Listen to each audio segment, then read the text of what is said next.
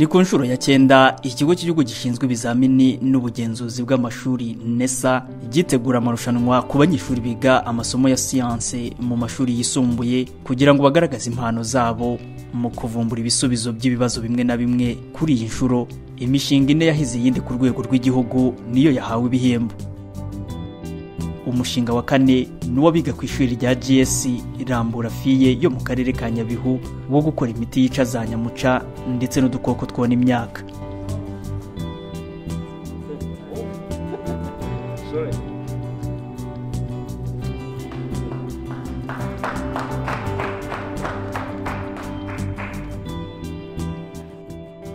Umushinga wa 3 nuwo biga mu ishuri rya Kayonza Modern School ni mu karere ka Kayonza wo gukora porogaramu ya e-learning mu mashuri.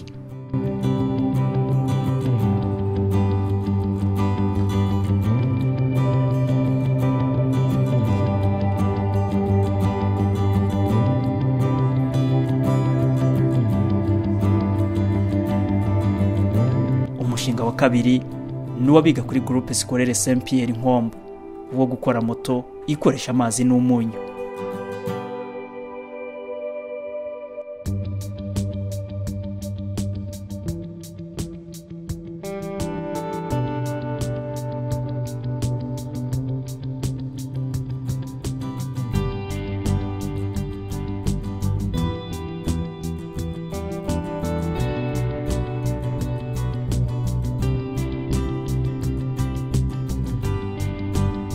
Urabona zino moto zisanzwe zigira imyuka yanduza ikirere, ugasanga leta iri gushyira ingamba mu kuzana moto z'amashanyarazi. Iyi yanjye yo ikoresha amazi n'umunyu. Twateguye n'umushinga ko izaza igenda no hejuru y'amazi. Umushinga wabaye wa mbere muri uyu mwaka wa 2021 nuwo biga mu ishuri rya Cornerstone Leadership Academy ryo mu karere ka Rwamagana. Ni umushinga wo gukora gazi yo gutekesha bakoresha amazi na peteroli.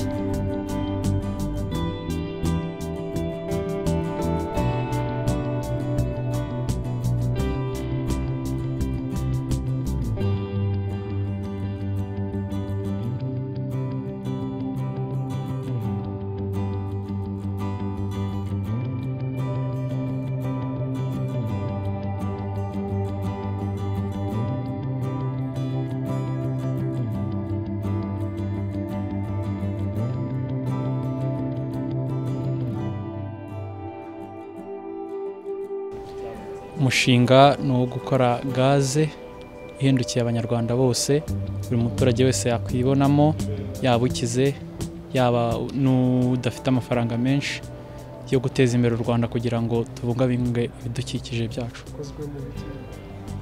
Buryo ibyo ukozemo twafashe amazi ndetse na peteroli, icyo abantu bita peteroli, icyo mu ndimi z'amahanga bayita parafine.